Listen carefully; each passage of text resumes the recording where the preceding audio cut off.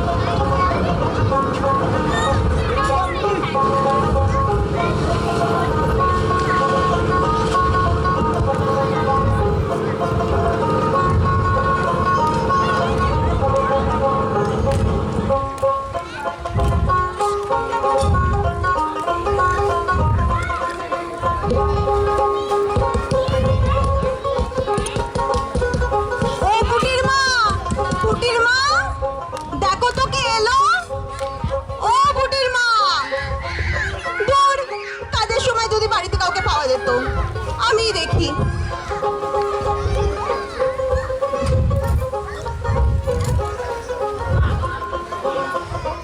ও মা, এ কি তুমি? তোমার যে দেখা পাবো আমি তো ভাবতেই পারিনি। তো তুমি এলে কি করে ভাই?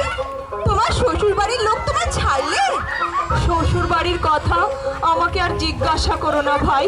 তোমাদের বাড়ির এক প্রান্তে দাসীর মতো একটু স্থান দাও, আমি তোমাদের সব কাজ করে দেব। তোমার দাসীর মতো থাকতে যাবে কেন? তুমি তো আমার সই। আসো। কি গো গিন্নি, কে এলো? ও তুমি? শোনো, এ আমার ছোটবেলার বেদবা সই, কিছুদিন থাকবে বলছে বাড়িতে। এমনিতে তো কিছু না, থাকবে যখন। তো ভালোই তো, থাকুক না। তোমার যখন সই, দুটি কথা বললে তোমারও মন ভালো লাগবে। বলছো? হ্যাঁ দেখো, থাকা খাওয়া ছাড়া তো কিছু না, থাকুক তোমার যখন সই। আচ্ছা শোনো, আমার একটু বেরোতে হবে, আমার কাজ আছে, আমি এলাম। আচ্ছা আসো। দুগ্গা, দুগ্গা দুগ্গা দুগ্গা।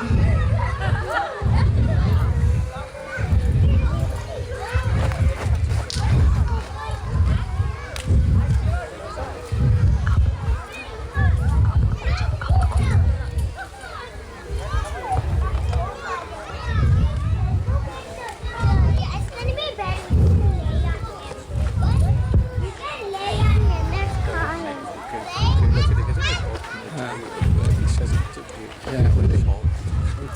ও সই সই, চলো একটু তাস খেলি।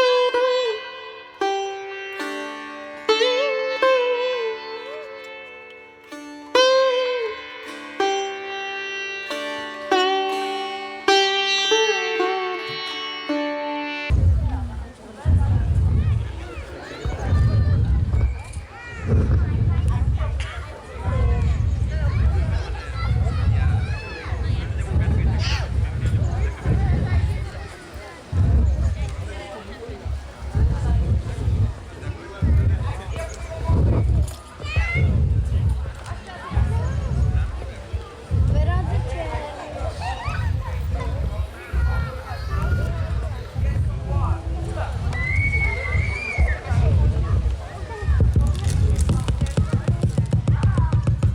এ বাবা, এত রাতে আবার কে?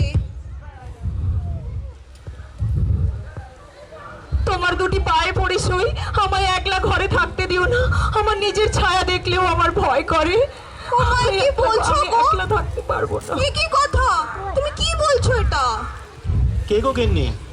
কি বলছে দেখো, এ নাকি একা ঘরে থাকতে পারবে না বলছে। আচ্ছা, তো একলা মেয়ে মানুষ হয়তো ভয় পাচ্ছে, তা পাশের ঘরটি তো খালি, তাকে বলো ওখানেই শুতে।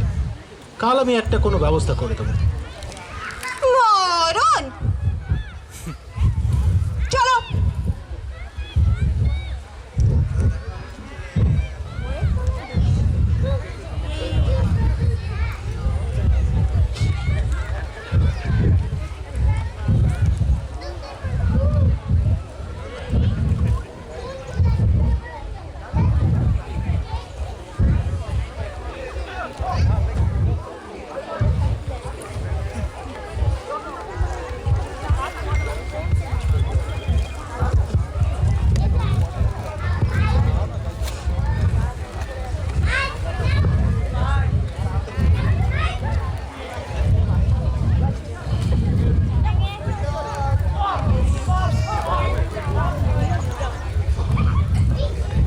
কাপড় জামাগুলো সুন্দর পাট করবে।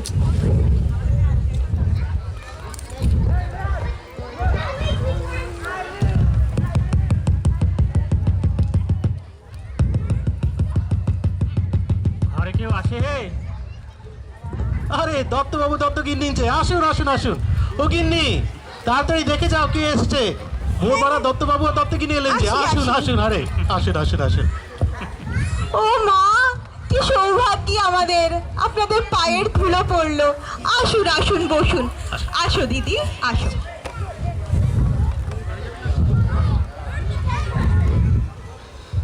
বসো।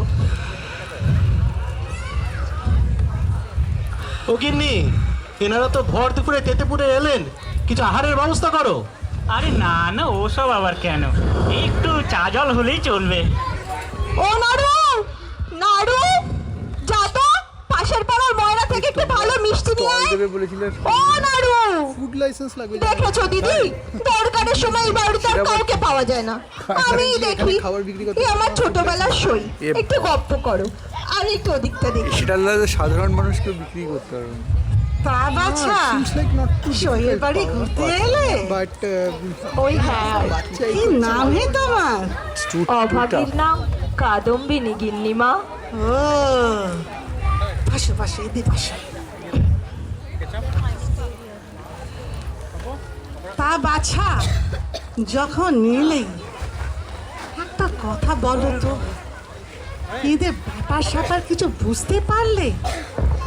এতদিন হয়ে গেল এখনো কোনো ছেলে পুলের মুখ দেখলাম না।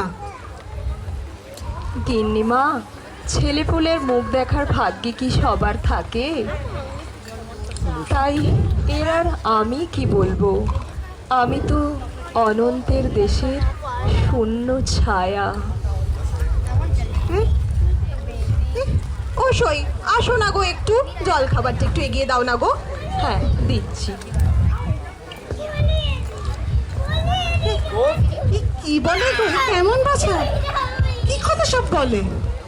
অনন্ত ছায়া, শূন্য দেশ, কাব্য লিখতে বসবে নাকি? আর বলো না দিদি, ভাবলাম ছোটবেলার সই একটু আসবে, থাকবে, মনের কথা বলবো, এটা দেখছি আজও বিপদ্রব।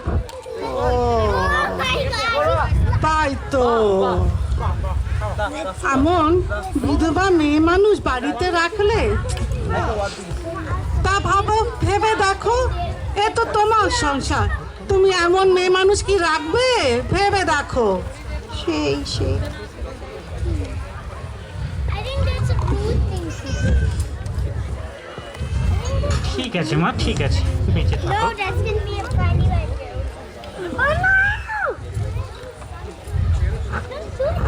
কি গো শিবর বাবু, গিন্নির বাপের বাড়ির আত্মীয় বুঝি? আগে না, আমার স্ত্রীর এক সই। ও আচ্ছা, কি হে মাথায় চিন্তার রেখা দেখছি। কি আর বলি দত্তবাবু, হঠাৎ একদিন হাজির। আমি ভাবলুম বেধবা মেয়ে, শ্বশুর বাড়িতে স্থান পাইনি, থাকা খাওয়া বই তো কিছু না, কিন্তু এখন তো দেখছি স্ত্রীর বড় কটাক্ষ শুনতে হচ্ছে। আমি দেখছি ভালো মানুষই করতে গিয়ে এখন মহা ফাঁদে পড়েছি।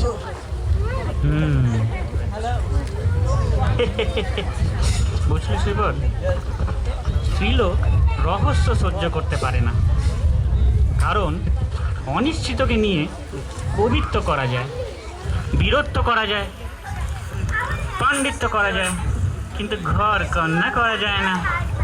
তাই মেয়ে মানুষ সেটা বুঝতে পারে না, তা কি করবে এবার? তো আগে আপনিই বলুন, আমি তো ভাবছি তার শ্বশুর বাড়িতে একটা চিঠি লিখি, আপনি কি বলেন?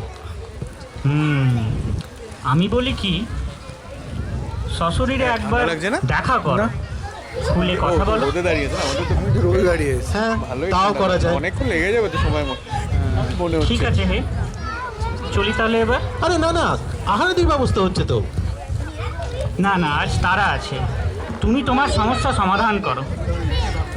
কই গো গিন্নি, যাওয়ার সময় হলো যে, চলো। আসি গো বাছা, ভালো থেকো, চলো। আসি।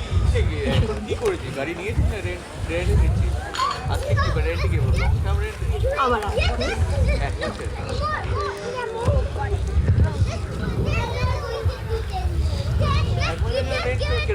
মরণ।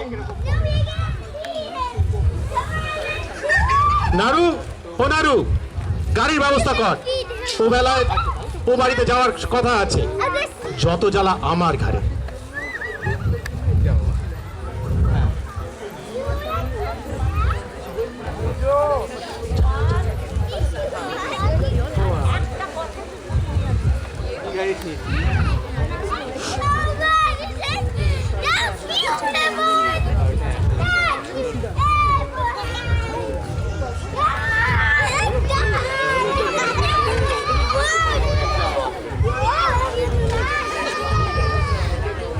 মজা হচ্ছে এখানে তো নিলে গাড়িগুলো খুব ভালো থাকে, মানে ধর কি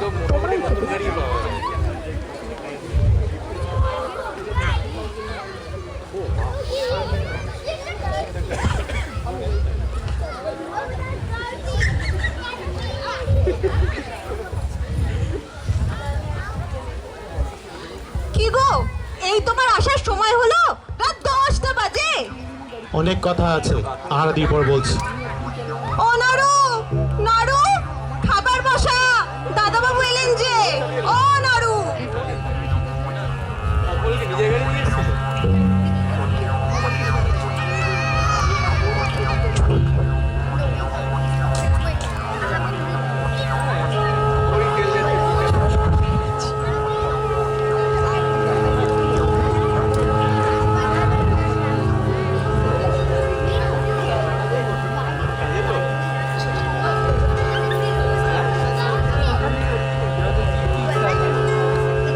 হ্যাঁ গো, কি শুনলে গো?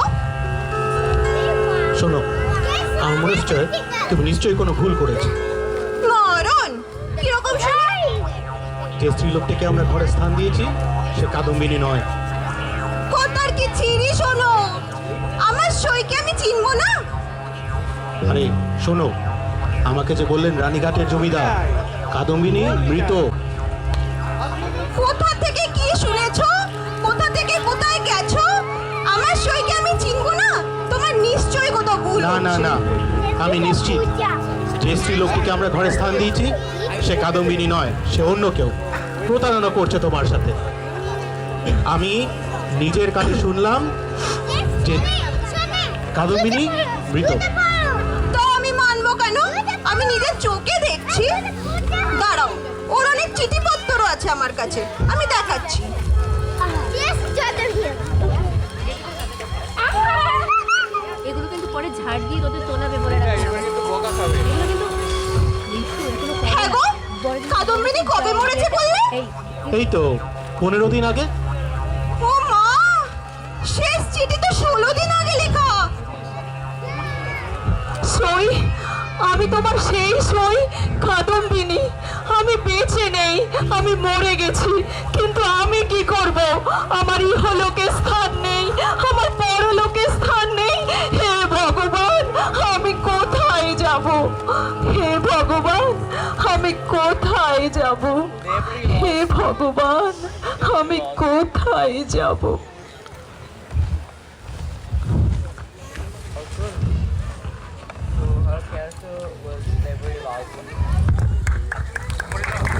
এই বোতলে আমরা তো রেডমেন্টে থাকি। ও বটলে আছে, হ্যাঁ, এখন বোতলে তুই আছে। যাওয়ার সময় ওকে ঠিক করে নিয়ে যাবে। ঠিক আছে, তাহলে আমি দেখি কথা বলি। হ্যাঁ, ঠিক আছে, কোনো অসুবিধা নেই। নাটক জীবিত ও মৃত, শেষ দৃশ্য রানীঘাটের জমিদার বাড়ি। কাদম্বিনী ফিরে এলেন তার বাড়ি, রানীঘাটের জমিদার বাড়ি।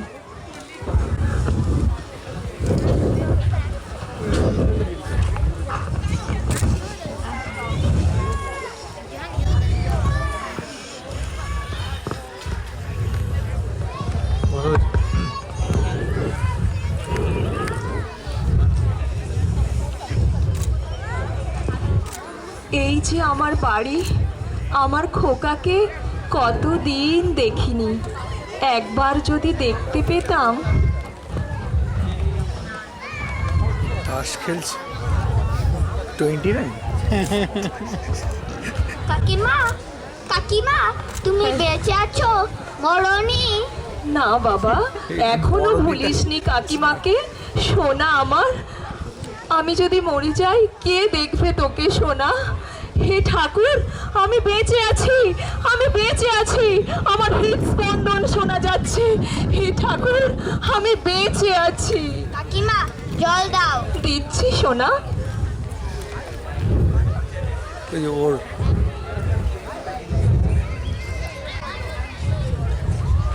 এমনিতে কাকিমা, পরে নাচের তুমি প্রোগ্রামগুলো ফিরে ও গেছো? এমনি করছে। আর আমাকে কেউ ছেড়ে বলবে যাবে একবার না ফিরে তো? যাচ্ছে। না বাবা, আমি কোথাও যাব না তোমাকে ছেড়ে। কাকিমা, যাও। কি অনর্থ! ছোট বৌমা, সতীশ বংশের একমাত্র ছেলে, তুমি কেন তাকে দৃষ্টি দিচ্ছ? তুমি চলে যাওয়ার পর তার অসুর কার ছাড়ে না, দিন রাত সংসারের এই মায়াবন্ধন ত্যাগ করো, আমরা তোমার উচিত সৎকার করবো। কি করে বোঝাবো তোমাদের? ওগো, আমি বেঁচে আছি, আমি বেঁচে আছি, আমি মরিনি, আমি মরিনি, দেখো আমি মরিনি, আমি বেঁচে আছি, আমি বেঁচে আছি।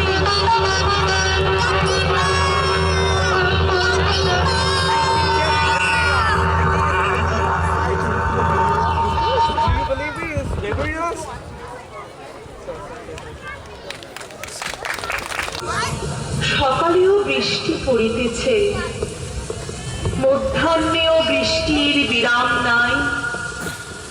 কাদম্বিনী মরিয়া প্রমাণ করিল, সে মরে নাই। দিন রাত কাকিমা কাকিমা করে যায়। সংসারের এই মায়াবন্ধন ত্যাগ করো, আমরা তোমার উচিত সৎকার করবো। কি করে বোঝাবো তোমাদের? ওগো, আমি বেঁচে আছি, আমি বেঁচে আছি, আমি মরিনি, আমি মরিনি, দেখো আমি মরিনি, আমি বেঁচে আছি, আমি বেঁচে আছি।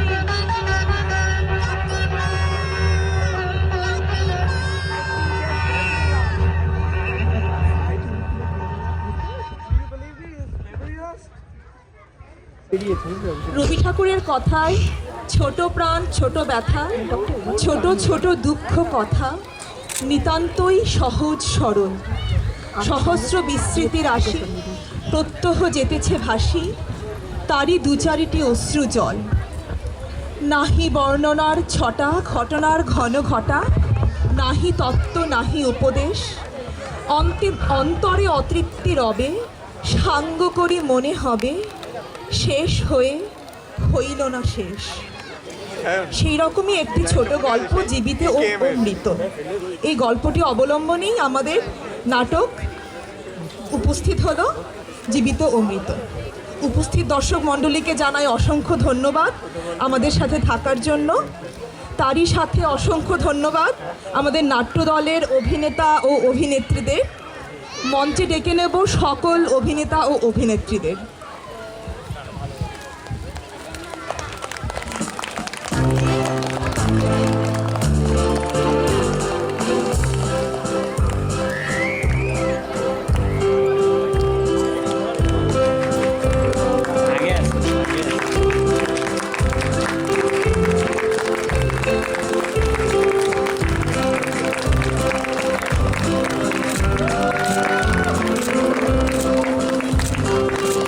সর্বপ্রথম অসংখ্য ধন্যবাদ জানাই সবাইকে। বিএফএস আপনাদের কাছে কৃতজ্ঞ যে এত ব্যস্ত জীবনেও আপনারা এগিয়ে এলেন নাটকে অংশগ্রহণ করতে এবং খুবই অল্প সময়ের মধ্যে নাটকটি উপস্থাপন করলেন। আমি পরিচয় করে দেব নাট্য দলের সকল অভিনেতা অভিনেত্রীদের। কাদম্বিনী হলেন যিনি, উনি হলেন জয়িতা করণ। আর রানীঘাটের জমিদার বউ, আর যে আমাদের সবথেকে ছোট্ট সদস্য এই নাটকের, যে এত ভালো নাটকটি করলো, খুবই অল্প সময়ের মধ্যে এত ভালো পরিবেশন করলো, তার নাম অদ্রিজ বড়িয়া।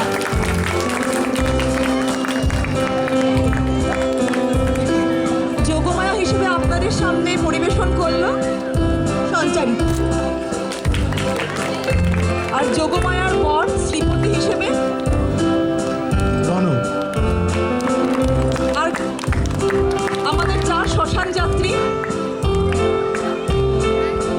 নবারুণ সাহেব, অধীর,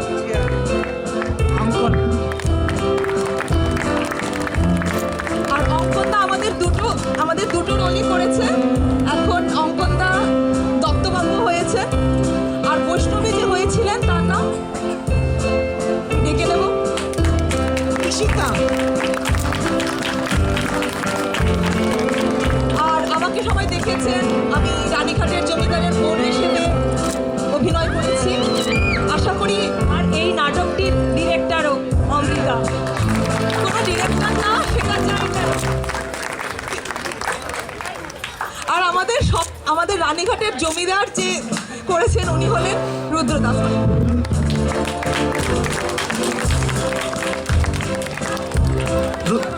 রুদ্র থ্যাংক ইউ। যখন সবাই দেখছেন আমাদের বহুমুখী প্রতিভা রুদ্র গাঙ্গুলি, উনি শুধুমাত্র নাটকের জন্য ড্রেস চেঞ্জ করে 1 মিনিট আগে সবকিছু করেছেন।